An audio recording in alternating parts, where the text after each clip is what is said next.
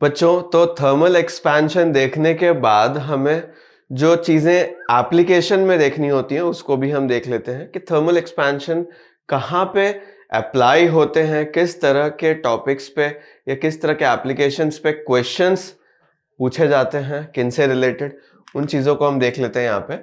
जैसे यहाँ पे बाई मेटालिक स्ट्रिप मैं आपके साथ डिस्कस करना चाहता हूं। बाई मतलब हो गया टू, ठीक है। बाई का मतलब क्या हुआ? टू। मेटालिक का मतलब क्या हो गया बच्चों? कि जिसमें दो स्ट्रिप्स हो मेटल की। देखो, बाई मतलब क्या हुआ?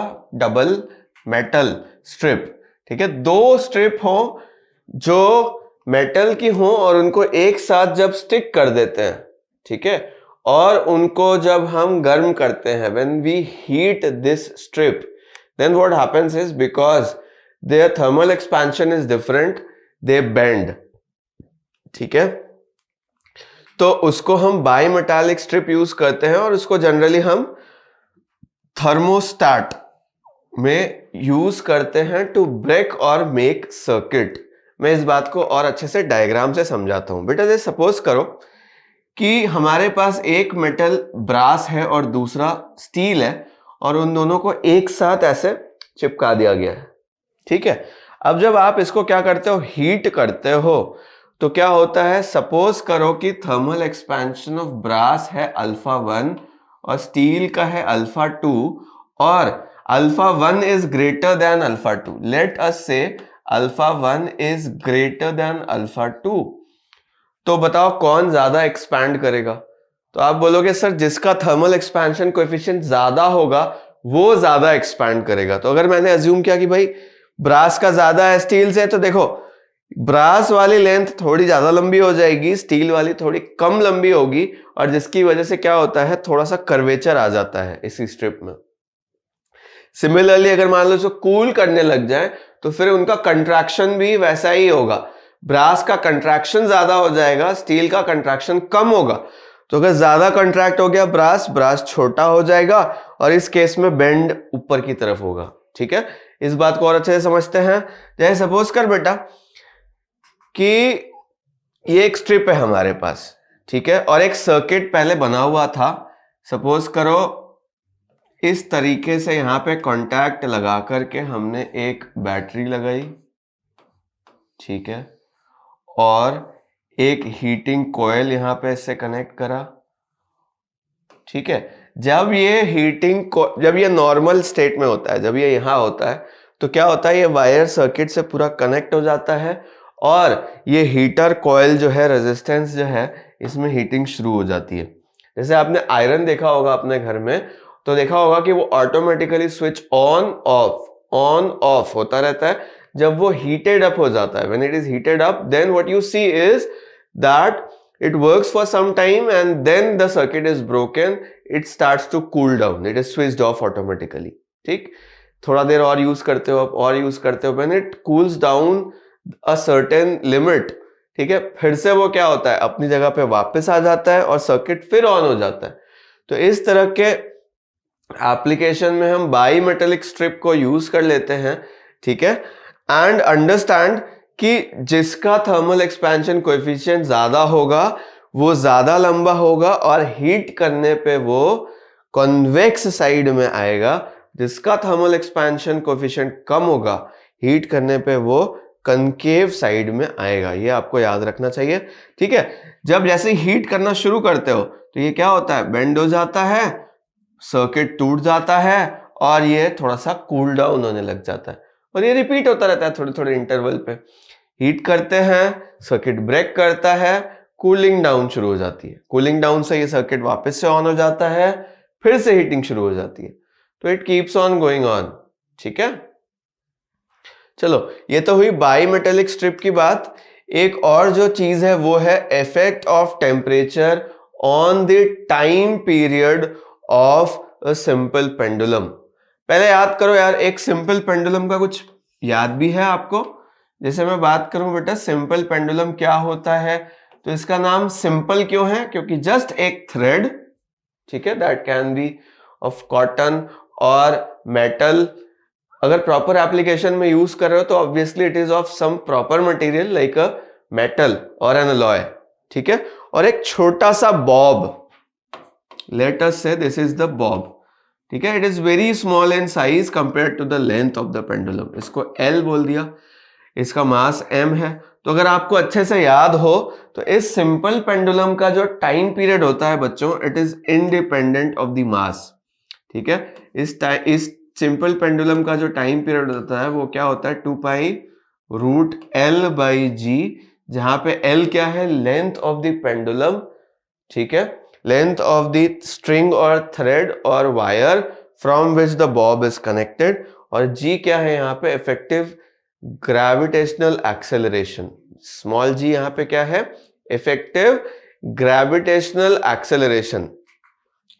तो बच्चों अगर मैं आपको रिवाइज कराऊं तो ये हो गई हमारी बात, L0 यहाँ पे क्या है, ओरिजिनल लेंथ है, ठीक है, ओरिजिनल लेंथ हो गई जो किसी टेम्परेचर पर हम इसका टाइम पीरियड सपोज करो कैलकुलेट करके रखे हुए हैं, this is the proper temperature. अगर इसी पेंडुलम को हमने किसी पेंडुलम क्लॉक में कनेक्ट कर दिया तो वो लेंथ समझ लो, वो टाइम पीरियड समझ लो जिसके लिए वो क्लॉक करेक्ट टाइम देती है, उसको हम क्या बोल देते हैं, ओरिजिनल या प्रॉपर लेंथ, ठीक है। और टाइम पीरियड भी उसका ओरिजिनल टाइम पीरियड हो गया, T0 is equal to 2 pi root L by g, ठीक।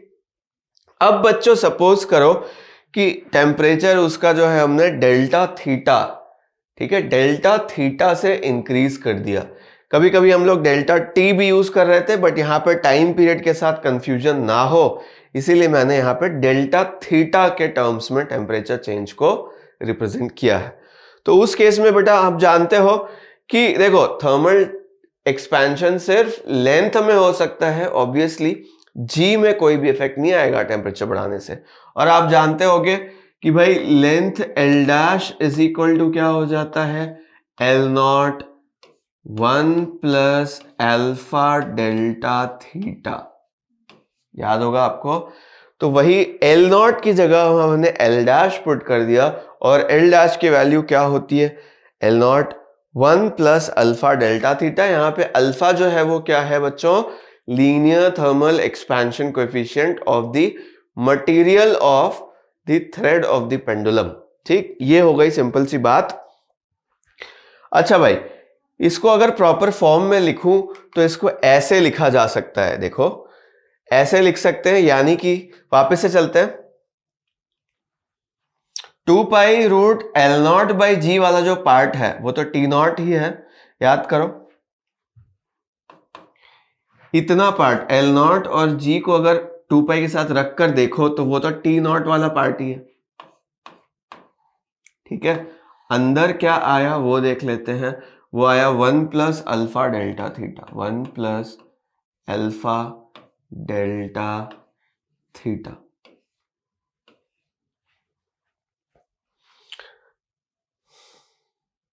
ठीक। चलो भाई नेक्स्ट पेज पे चलते हैं। तो ये क्या लिख दिया इन्होंने, delta T upon T0 1 upon alpha delta theta.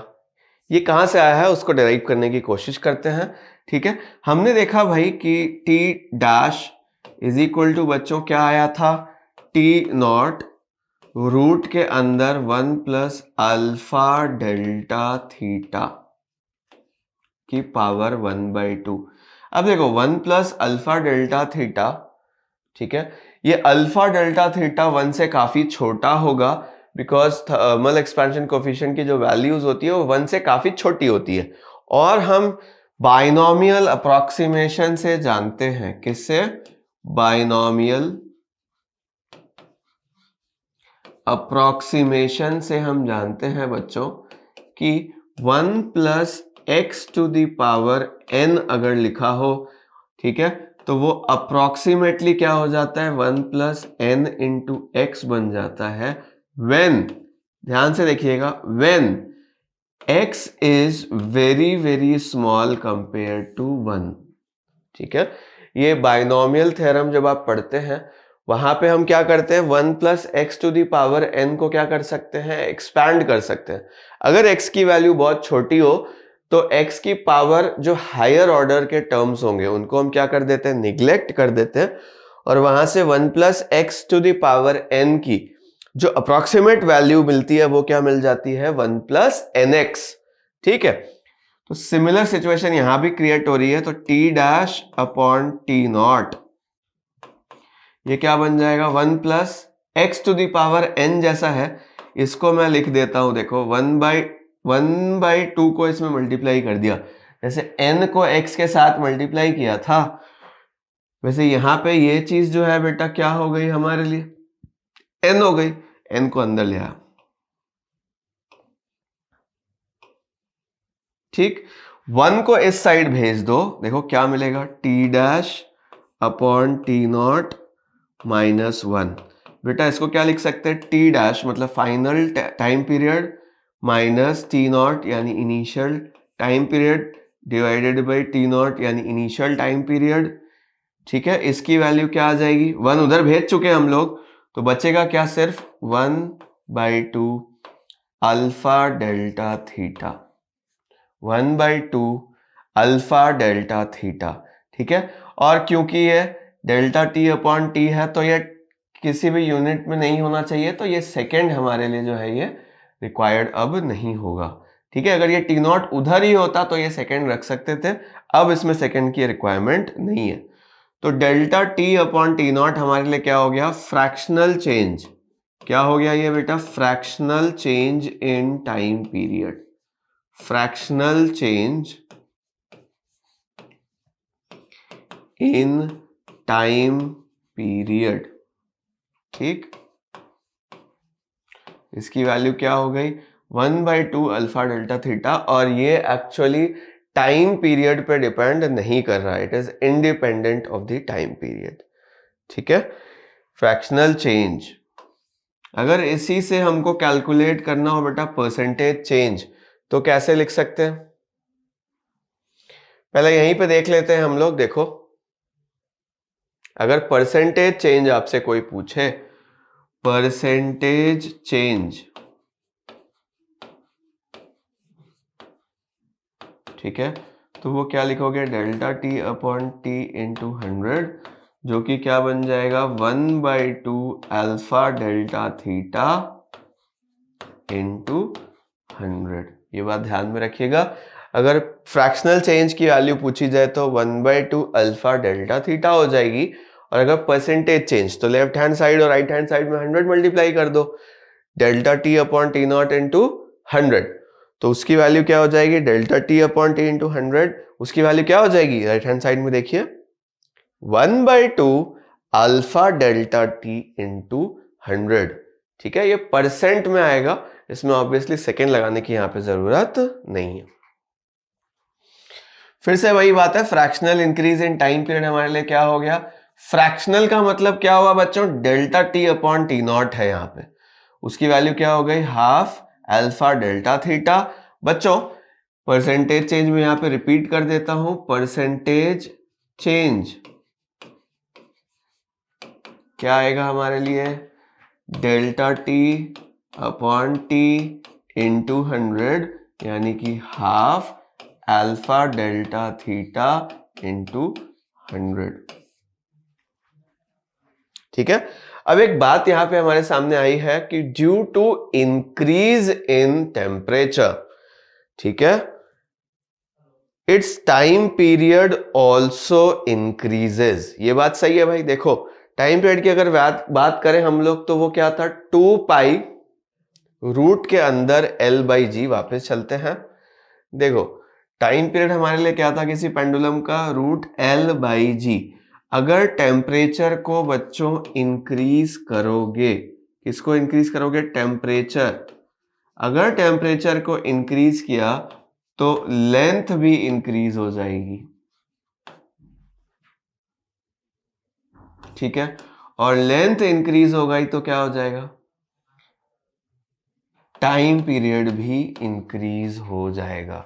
तो वहीं से ये बात निकल के आई है, देखो due to increment in its time period, temperature बढ़ाया, लेंथ बढ़ी, लेंथ बढ़ने से क्या हुआ, टाइम पीरियड बढ़ा। A pendulum clock becomes slow in summer and will lose time. इसका क्या मतलब हुआ कि अगर टाइम पीरियड बढ़ गया, मतलब सपोज करो एक पेंडुलम है जो ऐसे लगातार चल रहा था, अब स्लो हो गया, समर आया, उसका लेंथ बढ़ गया और ये स्लोली मूव करने लगा।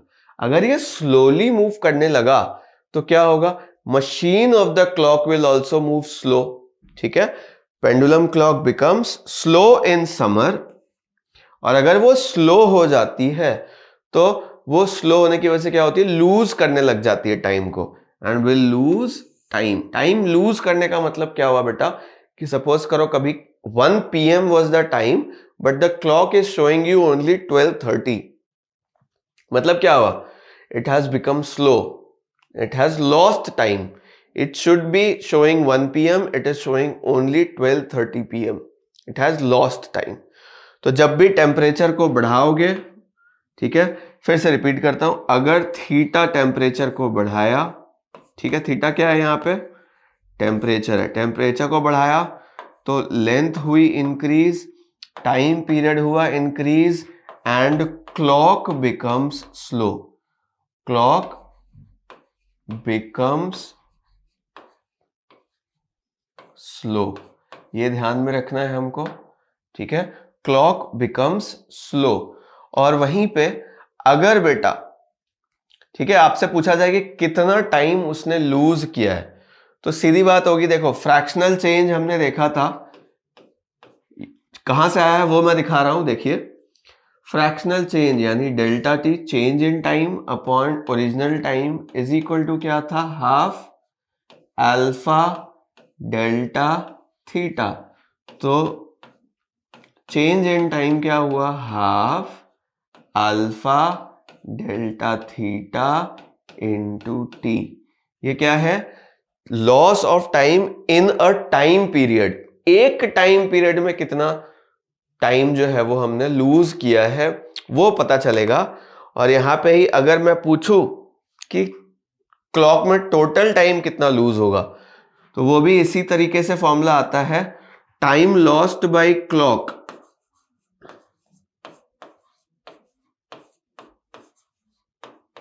ठीक है, टाइम लॉस्ट बाय क्लॉक अगर आपसे पूछा जाए तो स्मॉल टी लिख दो यहां पे, मतलब जैसे एक टाइम पीरियड 2 सेकंड का था, तो उस टाइम पीरियड में कितना चेंज आया है वो यहां से निकल जाएगा, यहां टाइम पीरियड रखोगे तो। और पूछेगा कि एक हफ्ते में क्लॉक कितना टाइम लूज करेगी, तो इसके लिए स्मॉल टी यूज कर लो और उधर लिखो half alpha delta theta into small T. ये वो ड्यूरेशन है, ठीक है, जिसमें आप टाइम का एरर निकाल रहे हो, ड्यूरेशन ऑफ टाइम, जो भी ड्यूरेशन हो, अगर एक टाइम पीरियड रखना है तो कैपिटल टी रख दो, उसमें का एरर निकल जाएगा। अगर आपने एक हफ्ते का टाइम रखना है तो 1 weeks time you can put here, ठीक है, you will get the error in the clock in that 1 weeks time. इस बात को ध्यान में रखिए, ठीक है। तो फ्रैक्शनल चेंज पहले भी उतना ही रहता है, बाद में अगर एक टाइम पीरियड में देखो तो भी फ्रैक्शनल चेंज उतना ही रहेगा जितना एक वीक में रहेगा, ठीक। विंटर्स में क्या होता है वो भी देख लेते हैं। अगर देखो सीधी बात है, समर में हमने देख लिया, अगर जो टेम्परेचर है थीटा डैश वो ओरिजिनल टेम्परेचर थीटा से बड़ा है तब तो विल लूज टाइम, ठीक है, clock will lose time, will become slow when theta dash is greater than theta, ठीक है, and will gain time, that is will become fast if theta dash is less than theta। अगर आप similarly temperature को decrease करो as in winters, तो क्या होता है, उसका जो थ्रेड होता है बेटा वो क्या हो जाता है, कॉन्ट्रैक्ट हो जाता है, ठीक है। तो अगर बेटा हमने थीटा को डिक्रीज किया तो लेंथ क्या हो जाएगी, डिक्रीज हो जाएगी। अगर लेंथ डिक्रीज हो गई तो टाइम पीरियड क्या हो जाएगा, डिक्रीज हो जाएगा। अगर टाइम पीरियड डिक्रीज हो गया तो क्लॉक बिकम्स फास्ट, ठीक है, बिकम्स फास्ट। और फिर टाइम को वो गेन करने लग जाएगी। समझिएगा इस बात को। जैसे बेटा एक नॉर्मल स्पीड जो थी पेंडुलम की वो ऐसे थी और क्लॉक सही टाइम बता रही थी। अब क्या किया, वो पेंडुलम जल्दी जल्दी चलने लगा। ठीक है, क्यों? क्योंकि उसका टाइम पीरियड कम हो गया। अब शॉर्ट ड्यूरेशन में ही वो एक ऑसिलेशन कंप्लीट कर सकता है। तो अगर वो जल्दी जल्दी चलने लगा तो क्या होगा, मशीन भी फास्ट हो जाएगी क्लॉक की, और क्लॉक की मशीन अगर फास्ट हो गई तो फिर क्या होगा, क्लॉक फास्ट हो जाएगी। क्लॉक फास्ट होने का मतलब क्या है कि वो अब टाइम को गेन करने लग जाएगी। टाइम गेन करने का मतलब क्या हुआ बच्चों, कि अगर सपोज करो उसे 1 PM दिखाना तो अब वो 1:30 PM दिखाने लग जाएगी। ठीक है, इस बात को ध्यान में रखेंगे। अब आप लोग सोच रहे होंगे सर ये पेंडुलम क्लॉक है क्या चीज, तो आपने पुरानी मूवीज में देखा होगा, आजकल तो वो हमें क्लॉक देखने को नहीं मिलती। पेंडुलम क्लॉक कैसी दिखती थी, ये एक बॉक्स होता था बड़ा सा, ठीक है, जो कि आपने शायद देखा हो कभी। एक क्लॉक है यहाँ पे और उसके नीचे एक छोटा पेंडुलम यहाँ से ऐसे ऑसिलेट कर रहा है। ठीक है, और इसके अंदर एक क्लॉक बनी हुई है। ठीक है, तो क्या होता था, उससे जो कनेक्टेड पेंडुलम होता था वो एक फिक्स टाइम पीरियड के साथ मूव करता रहता था और वो मशीनरी के साथ कनेक्टेड होता था। तो वो मशीनरी जैसे जैसे मूव करती थी, क्लॉक के हैंड्स जो है वो भी मूव करते थे, बट उसमें एक एरर आ जाता था अगर टेम्परेचर में चेंज आया। तो वही हम समझने की कोशिश कर रहे थे, अगर टेम्परेचर बढ़ाओगे तो क्लॉक स्लो हो जाती है, टेम्परेचर कम करोगे तो क्लॉक फास्ट हो जाती है। तो एक समय के बाद हमें क्या करना होता था, उसके टाइम को करेक्ट करना होता था। मे बी 1 वीक या 1 डे या 1 मंथ, जितनी एक्यूरेट वो क्लॉक होगी उस हिसाब से हमें उसमें करेक्शन करने होते थे। ठीक है, I hope you have understood this. अब क्या है क्लॉक, चलो अब बात करते हैं, since coefficient of linear expansion is very small for Invar. ठीक है, ये नया नाम आपने सुना होगा। इनवार क्या है, एक एलॉय है, एक मटेरियल है जिसका जो थर्मल एक्सपेंशन कोएफिशिएंट होता है वो बहुत छोटा होता है।